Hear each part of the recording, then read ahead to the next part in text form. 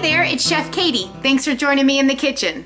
I am so excited to finally see quinoa flakes in the United States.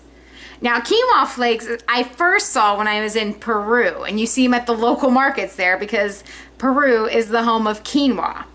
And they eat quinoa flakes in soups and porridge and that kind of stuff. But I'm sure you're like, what is quinoa flakes? Well, I bet you know what oatmeal is, right? Rolled oats. And to get rolled oats, they take whole oats and they flatten them between sheets to get them nice and flat, till you get oat flakes or rolled oats. Well, they do the same thing with whole quinoa. So it's a whole grain, and you know quinoa is like these little beads, right? And they flatten it. They just flatten it until you get quinoa flakes. Cool, right? And you can eat it, enjoy it much like you do oatmeal. So you can enjoy it in your breakfast bowl. You can make like a nice porridge or like a creamy dessert out of it.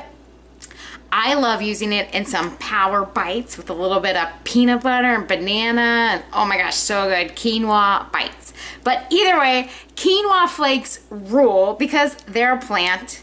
And plants rule. This is Chef Katie. Thanks for joining me. I will see you next time.